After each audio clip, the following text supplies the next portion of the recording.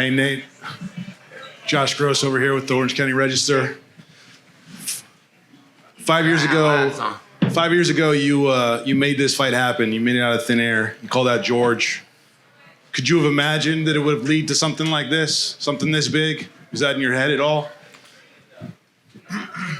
Yeah, I figured whatever I was gonna do next was gonna be big back then too, and nobody's doing much or knows how to do anything much. So I like motherfuckers who could get it popping, and they should recognize that too. Do the same. Nate, right here. Simon Simano with MMA Junkie. You walk away from this fight with a majority victory. Is it a satisfying victory? Yeah. As far as boxing goes, and that, and what was the round count? What was the 7-3? Yeah, that's cool, but A little bit more that with him, it should have been a real fight. But I'm happy I got the opportunity to fight somebody who I like a real fight. So it was good to have an opponent. We had something to fucking fight for. What would be your assessment of the fight? Because Jorge came in here and said that you put pressure with a lot of volume, but you never really hurt him, and that he landed the bigger shots in the fight.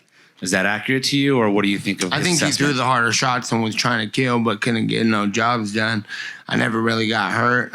He made with a couple things. I was like, all right, motherfucker, I'm not gonna let you do that again. But if it was shorter round, I think we could have done a lot more damage. But it was 10 rounds, so I traded it like that. Now that it's tied 1-1 between you guys, and he's got the victory from 5 years ago that felt a little, I know you felt a little burned by it, that it was taken from you from the doctors. This fight ends in a majority decision. Does it feel like this chapter of your career is closed, or would you like to run a trilogy with Jorge? That's a whole nother situation for later.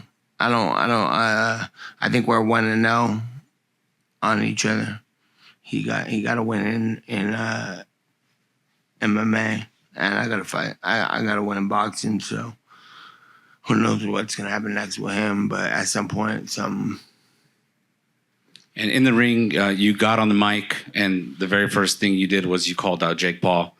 Can we act, it's a fight that's been talked about. Just off the top of my head, I would like to whip his ass. I would like to get a win against Leon Edwards, who's the best fighter in the world right now at 170. And I think that's what something major who's actually gonna bring something that I could take and put in a credential box. That's what I'm going for. I'm not playing for no fucking fun fights, because that shit ain't fun. Last thing for me, just to follow up then, the fact that the Jake Paul fight has been talked about for the last 2+ years, it seems. You guys have gone back and forth with each other on social media. You guys have gotten into it before. How realistic can we see a fight between you guys, whether that's boxing or an MMA? It's fucking pretty realistic as far as I'm concerned. That's the only thing I got in my head is whoever thinks they're fucking tight could get their ass whipped. Nate, right here. I asked Chris this question as well. They released the payment before the fights tonight, and a lot of the members of Team Diaz were getting paid pretty well. So how does that feel to see your team getting paid well and the team being brought up together? And do you think that more people in combat sports should look out for their team the way that you do? First and foremost, shout out to my boy right there with the Nelk Boys. Happy Dad, and I see you consistent with this shit. That's tight. And everybody who's with me is fucking doing what I do, and they deserve the world. So, and a lot of other fighters probably in a similar situation. So it's up to them if they gonna get it, because we're gonna get it, and that's the plan. And I plan on all these guys that came with me to go a lot farther than they even fucking kicked off as. Like, they're gonna fucking blow up to the max if they keep their eyes on them, because these are the guys that'll take the war with me. And then I just wanted to ask about the tribute to Mike Tyson, the Be Real that you walked out with.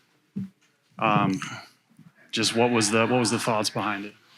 That's what this whole shit is all about. You come in here and fucking whip ass, and if you got the fucking mics and the cameras on you, you tell them what was real. And when I saw Mike Tyson walk out like that, I was like, that's what this whole shit's about. Hey, Nate. Carlo Peruz of Carlo Peruz MMA. The crowd was going absolutely electric tonight. That place was nuts. Do you enjoy getting a fight from your home state crowd? Yeah, I love it. I love that. I know where everything's at here. I know a bunch of people here. And this is the best state and the best country in the world. So why would I not want to be here? Last question. Are fight days a little different without Nick? 100% less scary and fucking intense. And yes. If Nick's here, I better kill that motherfucker because that shit wasn't good enough. Hey, Nate, Danny here with Chicana Boxing. So what are you going to smoke after this? Like, what's the deal? You got any weed? Not with me, man. They checked me at the door. Roll that shit up, whoever got it. Yeah, whatever I can find. Nate, right here. Congrats on the win. Did you get a chance to see any highlights from Chris' performance? And if so, what did you think? Well, I watched Chris fight and fucking, that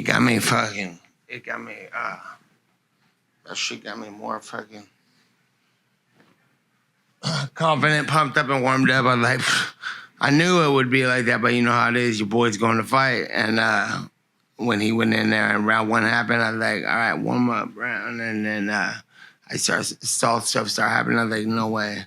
Chris got this. And Chris, the best boxer. Chris, Alan Sanchez, my boy Luciano Ramos, and Jose Guay, who fought on the card tonight, and Kenny Lopez. These motherfuckers are I'm telling you, the best boxers, the best fighters in the whole world. And time will tell you that. Time will show you that. But yeah, fucking Chris handled business, showed out, and did what he was supposed to do. And that's a soldier right there. And I appreciate that because it warmed me up and got my job done. So the same night that you called for the BMF fight, in this building, you defeated Anthony Pettis. What insights did you give to Chris in preparation for tonight? Oh, Chris know what he's doing. I didn't tell him no insight. I was just rocking with him like he was rocking with me. I go in there and have the worst days of my life with Chris. Fucking, so I already know. You see my sweatshirt walking out, Be Real, right? I'm not fucking just capping about somebody to do something. I got some friends that suck. You know what I'm saying? So I'm like, if I'm talking about these guys, it's fucking no joke. Last question, Alex. Nate, if you think so, pull up with it. Congratulations, 18,500 fans, a sellout. Ellie Seckback reporting. Conor McGregor today said he's betting $500,000 on you. He broke down the fight. He picked you to win, and you just made him $1.1 million. That's cool. Good job for us.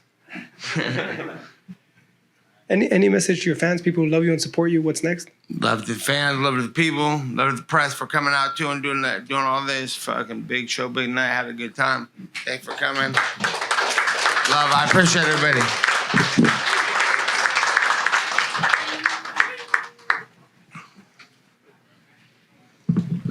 West Side name was popping.